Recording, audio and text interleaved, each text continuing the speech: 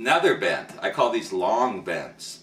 And what I'm going to do here is bend up on the second string. And I'm going to start my first finger on the 6th fret of the 2nd string. And then I'm going to put my 2nd finger on the 7th fret, 3rd finger on the 8th fret, and my 4th finger, pinky, on the 9th fret. And then just like with the 3-finger bends, with 4 fingers, I'm going to bend all the way up.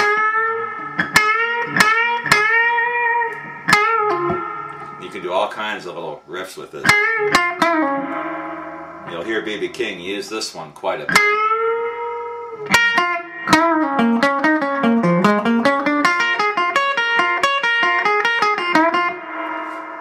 Something like that. You can also do the same bend on the 1st string.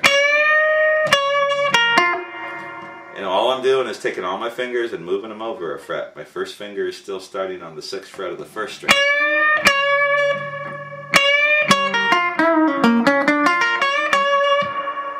You'll hear something like that. And again, bending up. Then I can bring it back down with the, really I'm getting the 9th fret of the 1st string. Combine it with all the other stuff that I've been doing.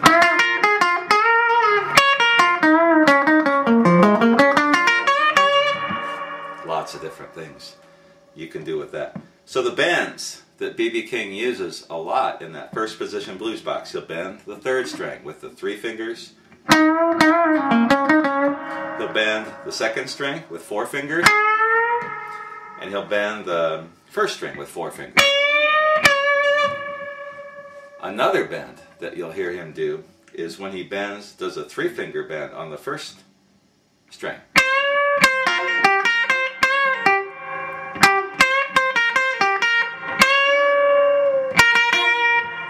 Now he doesn't do this as much in his older recordings as he does a little bit later in the 60s and up to the present. But I'm just doing the same bend I did on the G string and moving over to the 1st string. You can also do some bends on the 2nd string.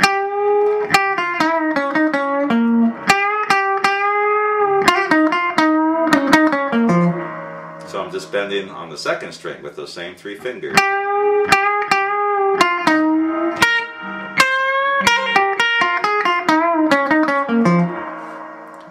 And that's another little trick with the bends. Now, to get those notes in that first blues box sounding, sounding good, sounding fluid instead of sounding stiff, there's lots of little tricks you can throw in. One is like a hammer-on pull-off. You may have seen me do that just a few minutes ago. And what I'm doing here is I'm going to get the 9th fret of the 1st string, and when I go to the 8th fret, I'm going to hammer on and pull off. And then wind up on the 2nd string at the 8th fret.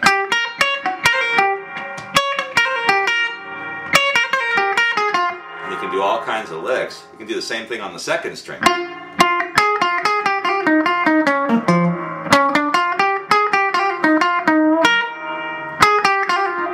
You can also do the same trick on other notes. One that you'll hear a lot in B.B.'s early recordings is he'll do this hammer-on pull-off on the 9th fret of the 2nd string. With that, he'll be in that long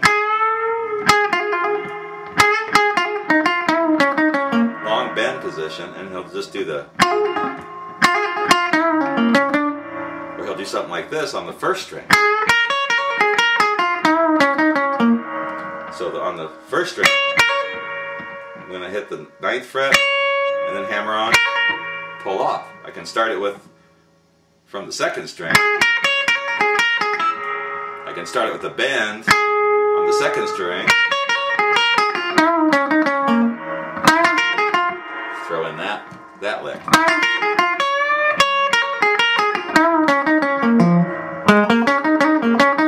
You can also do the hammer on, pull off thing on the 3rd string, on the 8th fret.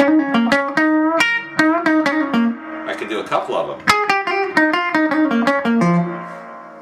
That's a very simple idea that you can add to any of your blues box notes and the stuff you play.